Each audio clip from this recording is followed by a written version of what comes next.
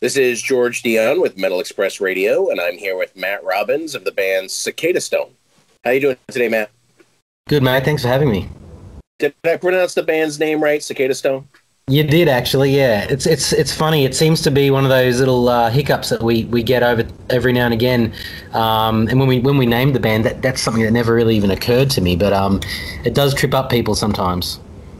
The only reason I knew it is every 16 years the cicadas come to where I live, and they're just devastatingly horrible. Yeah, they're loud, huh? Yes, round the clock. So if I knew absolutely nothing about the band Cicadastone, how would you describe the music to me? Oh, without a doubt, we're very much straight out of the 90s. We're a 90s style rock band, grunge rock band. Really brought up on that era and that movement of amazing bands and amazing songs. I mean, I grew up in that era, so it's only fitting that I write songs from that place, you know. So that's where we're from. Your new album is Cold Chamber. It comes out on March 19th on Golden Robot Records. That's correct. Like you said, you're grunge-inspired band. A lot of bands doing the 80s revival. You're doing the 90s revival, and it's definitely all over this album. Yeah, for sure, yeah. I mean, you know, for me, it's not like we didn't pick some sort of era. We didn't pick it. It wasn't a choice. It's just what I do naturally. It's the songs I write naturally. It's just part of who I am. So there wasn't any sort of selection process here. That's just me. Excellent. Let's talk about a couple of the songs that you've released prior to the album coming out. If you don't mind talking about kind of what you were thinking when you wrote them. The first one we'll do is Out of Sight. Sure. You know, that song was kind of like one of the last songs written for the album, and I guess it was more a case of it's very mood driven, and it's rather a journey style song. What can I say? I don't really know what to say. All right, let's talk a little about Dying in Sunshine. Well, that song was it kind of came about unexpectedly. It was like one of those just sort of in the moment songs that just sort of happened and then developed really quickly. You know, the subject matter is quite personal, but you know, I guess anyone can kind of relate in some way lyrically when you know how you project on social media, for example, yet how you're really living your life can be two different things, you know. Yeah, absolutely. You have another single, Box of Anger. Sure. Yeah, look, Box of Anger, you know, that was probably the first song written for the album. In certain ways, it was, you know, it's probably one of the heavier riff-based songs, but certainly based on, you know, how the world kind of works. You know, the way the media projects imagery and content to the masses, and how we kind of accept it or just gobble it up, so to speak. Exactly. Speaking of imagery, your album's cover was sort of like a project the band put together with with a family member, and why don't you discuss a little bit of how that came along? Sure, the girl on the cover is my niece, and I love her to bits. But and my brother's daughter, my brother's also in the band, and but the idea was basically when we decided to call the album Cold Chamber, the theme of the song being, you know, somewhat dark and isolated, and you know, cold place, dark corner sort of thing. It really led to interesting, I guess, visions or themes that we could take it, you know, and we had this idea of obviously a cold chamber, like a cryogenic style chamber, but we didn't really have any way to use one or hire one. I don't know where to get one, like any sort of real thing. So we kind of made our own one, you know, out of bits of timber and, you know, lots of just clever disguise, so to speak. and we put it in a pool and shot the album cover in a backyard swimming pool, and it turned out far better than we ever imagined it would, to be honest. Am I correct that you got your niece to star in one of the videos as well?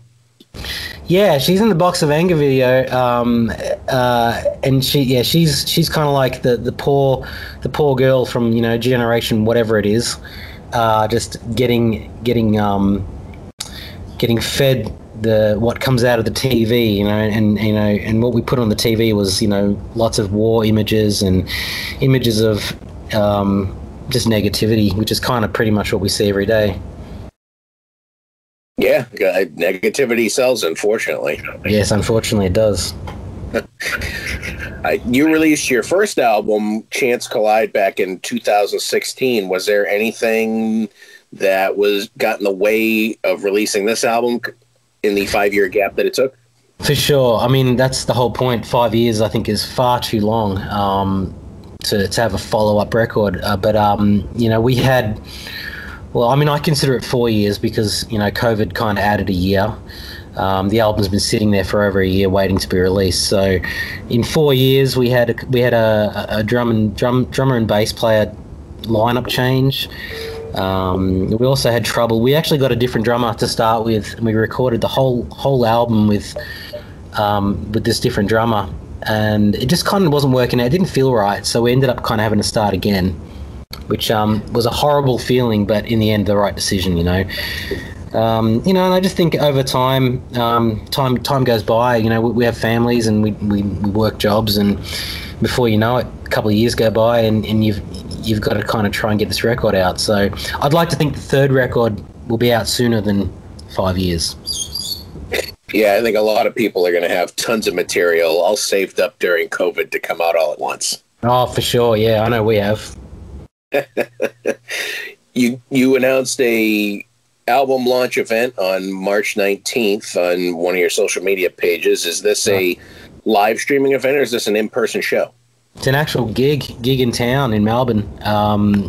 We've got a few amazing local bands on the bill. It's very much COVID regulated, so I think it's a venue capacity of around 300-400, but we're only allowed to have 175 people in the venue, and which is, you know, we're not complaining because a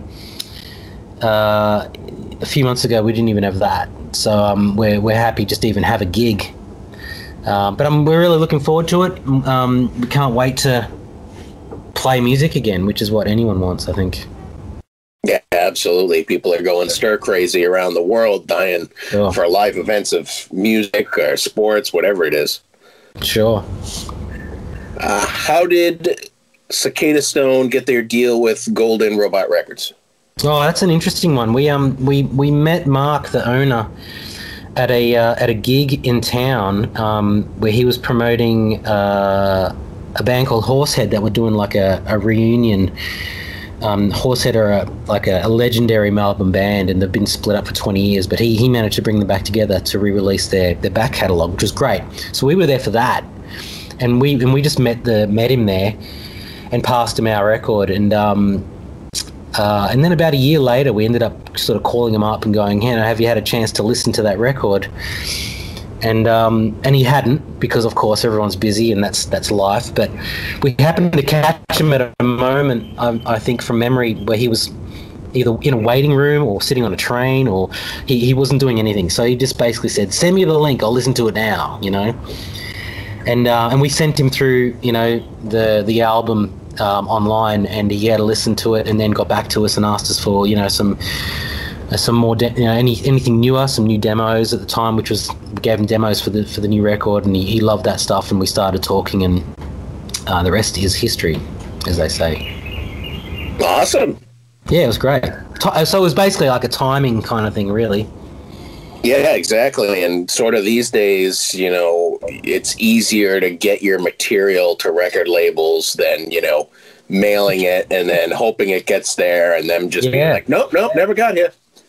And it's easier to market yourself these days too, you know, in all honesty. But I really do believe that they've helped us get our music further than we ever could have ourselves. So I think there's still a real place for labels in the world. I know the roles have changed somewhat, but it's definitely still worthwhile. Yeah, absolutely. And I mean, you're in good company at Golden Robot. You're on there with LA Guns. You're on there with Michael DeBar. You got some luminaries there on that label. You're releasing the album in multi-formats through Golden Robot. Are you a big vinyl fan? You know what? I grew up listening to vinyls. My dad had a vinyl collection, and I loved it. But as an adult, I've never really had any vinyl collection. But I must say, it's a great feeling to have a vinyl. It's definitely something I can tick off that list. And now I've got to go buy a record player. Yeah, that's the problem. All these great vinyls coming out, but not many great record players. No, that's right. So what inspired the Cicadastone name? Oh, that's interesting. It's I don't really think it comes from anywhere, meaningful as such. I just had that name kicking around in my head for a few years, and I always said, I'll use that name one day for a project because it's kind of cool. And when, like any band, when a band forms, it's always the big dilemma of what are we going to call our band? And you think of band names, and there's always someone's already thought of it. And so when we came to that point after like a month of jamming, I said, well, I've got this name, Cicadastone, that I was sort of had in the back of my mind for a couple of years, and everyone just went, yeah, cool. And so it was like a 5-minute conversation, and that was the end of it, which was kind of great. Perfect.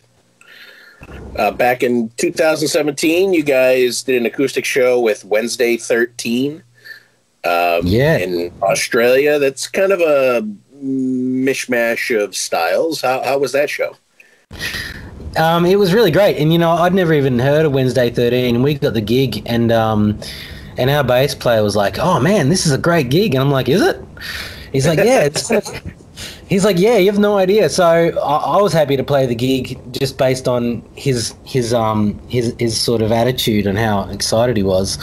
And yeah, Wednesday 13, it was more of a storytelling show. He was fantastic, and he'd play a few songs and then just tell some rock and roll stories, and the crowd loved it, And in a way, I guess anyone could have played before him. It just happened to be us, and I think we were received quite well that night. It was a great night. Excellent. Well, that's all I got for you today, Matt. I appreciate you taking the time to speak with Metal Express Radio. Oh, my pleasure. Thanks for having me.